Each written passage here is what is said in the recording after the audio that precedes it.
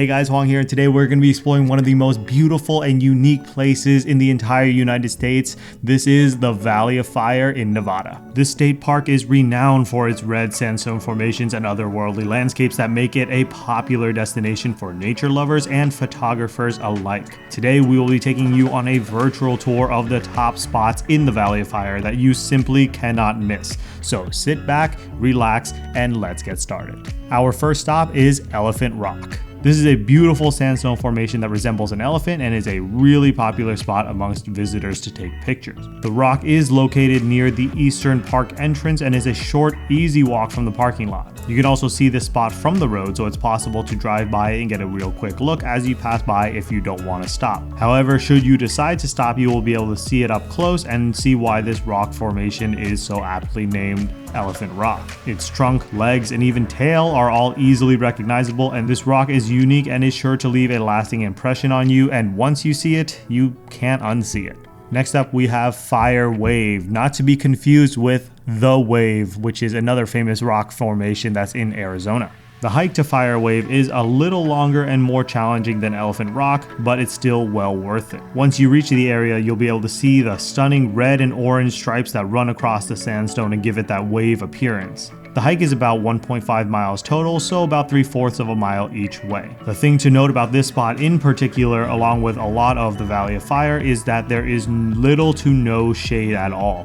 There are no trees or anything for cover here, and the trail itself is fairly open, so make sure you bring ample water and sunscreen to make sure you're able to enjoy the hike. Fire Wave is a very cool rock formation and you definitely don't want to miss it. Our next stop is the White Domes Trail. This is a 1.5 mile hike that takes you past some of the park's most unique and beautiful rock formations. The trail winds its way through a maze of sandstone formations that are unlike anything you've ever seen as you pass through sections of slot canyons, which are a quite unique experience. Along the way, you will see the towering white domes that give the trail its name. The trail also provides some incredible views of the surrounding desert landscape and is a great way to get a taste of what the Valley of Fire has to offer. Moving right along, next we have Atlatl Rock. Atlatl Rock is a large sandstone formation that is home to a number of petroglyphs and other ancient rock carvings. This formation is believed to have been used by the early Native American tribes for hunting, and the petroglyphs tell a story of their lives. The hike to the rock is short and easy, and once you arrive, you'll be able to see the petroglyphs up close and get a sense of the rich cultural history of this area. There are stairs that bring you right up to the petroglyphs. However, that being said, you do have to climb up about 4 flights of stairs to reach the Atlatl Rock area.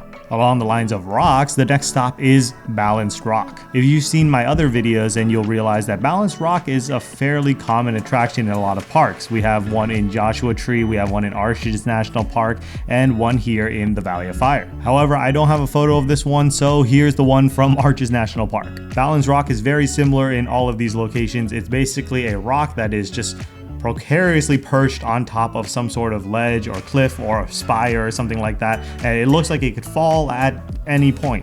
So you might not want to stand underneath it. The next stop isn't quite a stop, but is rather a drive. This is Mouse's Tank Road or the White Domes Road. It's called both names, so pick whichever one you want. This road goes through the interior of the park, and to access most of the locations mentioned above, you'll have to take this road to some degree. However, this road in and of itself is quite the attraction because there are so many scenic spots along this road. The vast majority of photos taken in the Valley of Fire are places along this road. I've been to this area 3 times with 3 different groups of people, and every single time, everyone always just wants to keep stopping every 30 seconds because it's just so scenic, and every 30 seconds you go, like, everything changes. The perspectives, the views, the rock formations, it's just so unique and beautiful, and it's just an amazing drive. The road is 6 miles long and it's absolutely stunning going there, but then you loop around and you take the same road back. However, going back, the perspective just completely changes and it feels like a whole new landscape.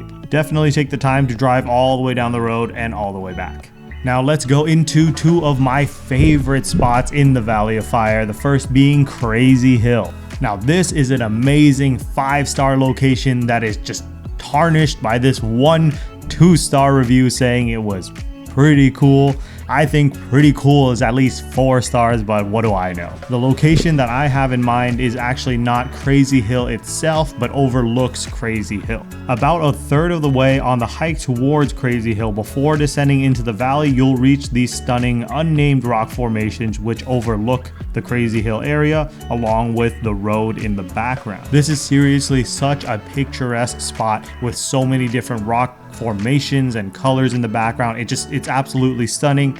Super easy to get to from the parking lot, and you definitely don't want to miss this. There's a lot of hiking potential here too, so definitely take the time to hike the area and just get all the different perspectives in. Now for the last and probably one of the most photographed spots in all of Death Valley, and it's not something that you would expect. This spot was sort of kind of a secret as it was unmarked. There was no parking lot for it, no signs or anything, and it was just a really scenic spot that not many people knew about, and most people would just drive on by without even realizing it. However, in the last year, this spot made it onto Google Maps and is now labeled as Mouse's Tank Road photo location, which is a little on the nose if you ask me.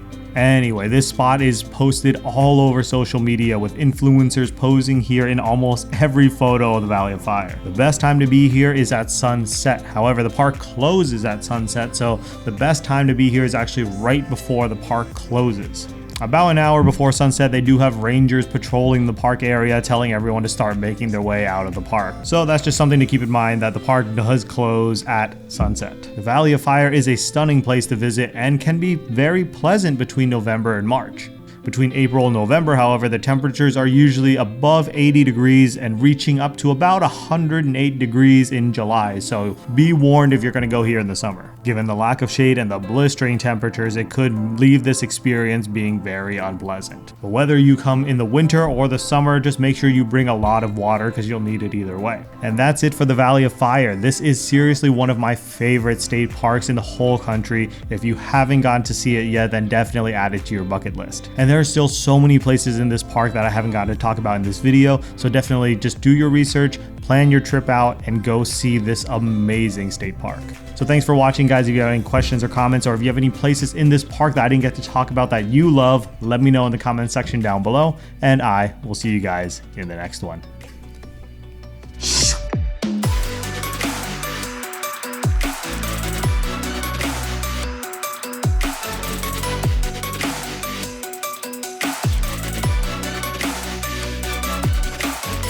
The Valley of Fire is an awesome place to visit, and even more pleasant between November and